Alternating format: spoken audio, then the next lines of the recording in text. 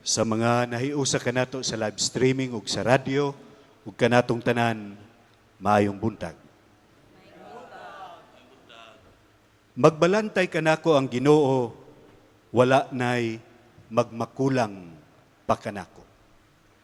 Mao kani ang tubag sa atong salmo nga nagagikan sa Salmo 23. Ug mao kani usab nga matawag nato nga kinatibuk-an nga tema sa atong mga pagbasa. Magbalantay kanako ang Ginoo, walay nagmakulang pa kanako. Diha sa atong tawhanon nga kinaiya og pagsabot, ang mga tawo nga atong giisip nga anaa sa taas nga hutong sa katilingban, kung ato silang makaila o kung ato silang mahigala, atong masinati ang linain nga kalipay dala sa ilang presensya. Or even recognizing them as our friends or somebody whom we know, mapasigarbuhon manggani kita. Kailan ako si mayor, kailan ako si konsihal, kailan ako si father, suod me. Pero unsa ka ang pag-claim nato nga moingon kita, magbalantay kanako ang Ginoo. Magbalantay kanako ang Ginoo. Wala nay magmakulang pa kanako. Could we say this with conviction?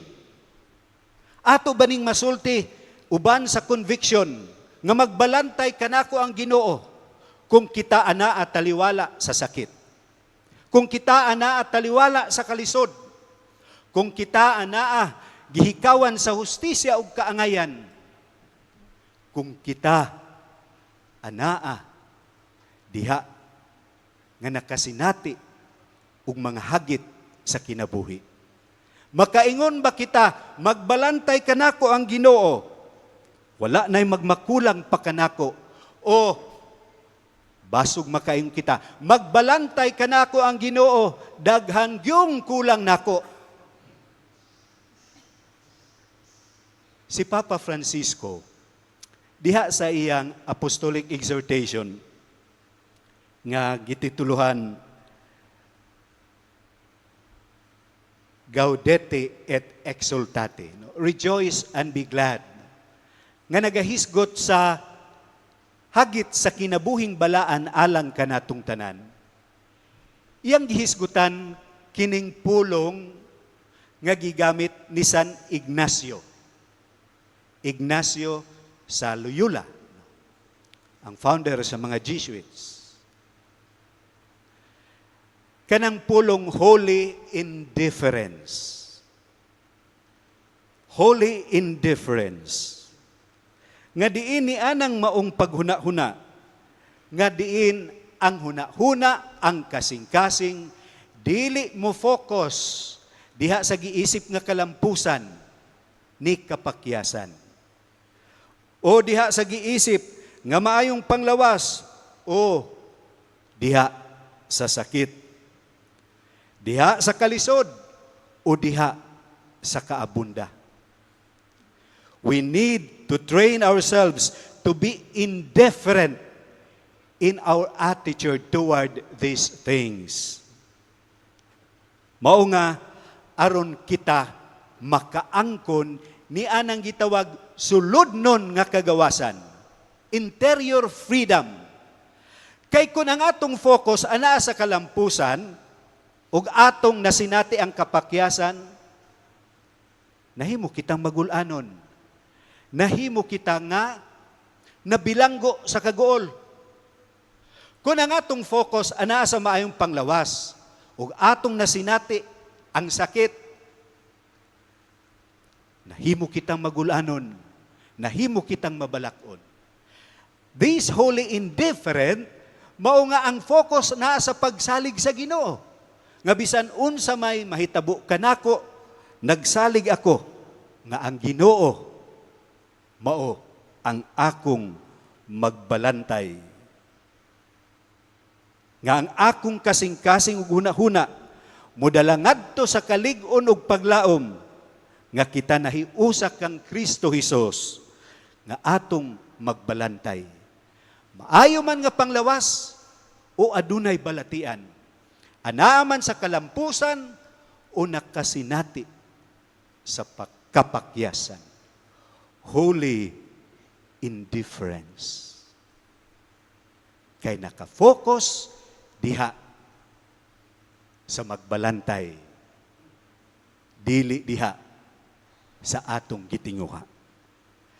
Ang atong ibanghilyo karon nga nagagikan sa ibanghilyo ni San Marcos, nagpadayag niya ng mga buhat ug kinaiya sa maayong magbalantay. O matawag nato sa maayong pangulo. Una, ang pagpahulay. Alang sa mga Hudiyo, ang mga pagpahulay usa ka importante nga bahin sa pagtuo mo nang dunay sabat rest. Usa ka pagpahulay. Ang paghatag ug pahulay gapadayag sa kinaiya sa pag-amping. Nagapadayag sa gitawag paghigugma. Mao nga gikinahanglan ang pagpahulay. Diha sa atong salmo nagaingon, sa lunhaw nga sibsibanan, iya ako nga gipapahulay. Kini nagapadayag nga kita, tao, ug nagkinahanglan og pahulay. Dili kita makina. Bisan pa man gani ang makina, no? Mo-overheat pa man. Pero usahay ang tao tungod sa iyang tinguha sa kalampusan, sa kaabunda, malimtan niya ang pagpahulay. O didto na niya makita unsa day kaimportante ang pagpahulay kung doon na mga balatian sa lawas nga wala na say laing mahimo pagpahulay gikan sa iyang mga buhat o kanang pahulay nga dayon. Pero dinhi gipakita kanato nga nianang gitawag Sabbath rest o adlaw sa pagpahulay. Kung atong hinumduman ang kasaysayan ni ana, usa ka pagpahinumdom sa mga Israelita sa kaayo sa Ginoo nga gilingkawa sila gikan sa mga kamot sa Ehiptohanon. Mga ila katong hinumduman sa pag-ampo ug panaghiusa. And that becomes a Sabbath rest. Mga mausab kaniyang atong Domingo, usa ka adlaw nga gitawag natog Domingo, Day of the Lord.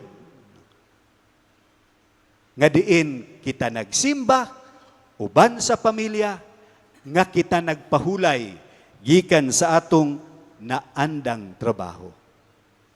Now, niining mong pagpahulay, gipahinumduman kita, nga ang atong trabaho, dili mao ang atong Ginoo. Ang atong sweldo, dili mao ang atong Ginoo. Our work is not our God. Our salary is not our God. Mga kung ang adlaw nga Domingo para lang atong lipay-lipay uban sa pamilya, pero nalimot kita sa pagsimba, sa kabililhon sa pag-ampo, isip pamilya, bason, naghuna-huna na usab kita that our family is our God. Dili. Busa kita nganong unsa kabililhon kanato ang Domingo sa pagpahulay, Domingo sa pagsimba, Domingo uban ang pamilya. Diha nianang Eucharistia. Diha sa atong pagdawat sa iyang lawas ug dugo. Pagpahulay. Diha ato usab nga na dunggan nga sa dihang ang mga tao, sa dihang si Hesus ang iyang mga tinun-an, nga miadto sa dapit nga awaaw, unsay nahitabo? Nag-una usab ang mga tao. Nag-una ang mga tao kay gustong maminaw kanila. Mao nga si Hesus, wa siya nagreklamo. No? Wa siya gyud miingog, naun sa bapod mo nga magpahulay man ta mi. Pero naluoy siya. Mao nga naluoy siya pag-ayo kanila. Kay gingon, sama sila sa karnero nga walay magbalantay. O gitudluan niya sila. Gitudluan niya sila ug daghang mga butang. Busa ang usa ka maayong magbalantay, ang usa ka maayong pangulo, gikinahanglan di usab ang pagtudlo. Ang pagtudlo sa kamatuoran, usa ka buhat sa magbalantay, usa ka buhat sa maayong pangulo, usa ka buhat sa mga ginikanan nga mga magbalantay usab. Kay kini muhatag man sa direksyon ngadto sa dalan sa katarong. Mao nga diha sa atong salmo nagaingon, iya ako nga gitultulan sa matarong nga agianan. Mga ginikanan, ato pabanggi buhat kining pagtudlo sa katarong ngadto na sa mga anak. O ato na lang ba kana nga gipiyal ngadto sa unsay ilang makita, unsay ilang madungog, and without checking whether it is right, whether it is good, kay ato manggiuna ug hatag ang mga gadgets kaysa pag-explain nila unsay maayo ug dili maayo ni ana. Katarong. Busa mga igsoon kong magbalantay, mga ginikanan, mga government officials, mga magtutudlo, o kanang gisimple nga gitawag nato mga busing. Ang pagtudlo nga mudala sa katarong, dili tong pagtudlo ug binuang, dili tong pagtudlo ug dili mao. Ang pagtudlo nga mudala sa katarong. Mo nga mga ginikanan labi na, usa ka pagdapit kanato, unsa di ay kabililhon, kining pagtudlo isip magbalantay. Unsa di ay kabililhon, kining pahulay, isip usab mga magbalantay. Busa, kini modala unta kanato, ngadto sa kalipay ug paglaom. Diha sa pagsalig, niya ng Ginoo nga magbalantay.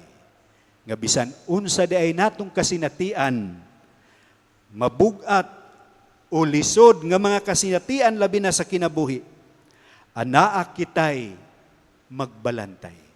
O ang atong pagsalig, mudala kanato sa pag-ingon, wala na'y magmakulang kanato, kay anaa siya, uban kanato. Nga bisan maglakaw kita sa walog, sa walay kasiguruhan, dinhi sa kalibutan, wala kitay kahadlukan, kay anaa siya sa atong kiliran. Ang ato, maunga, mahimo usab kitang instrumento nga mahimong maayong magbalantay sa atong kapasidad, sa atong kinabuhi, sa atong panginabuhi, ngadto sa atong isig katao.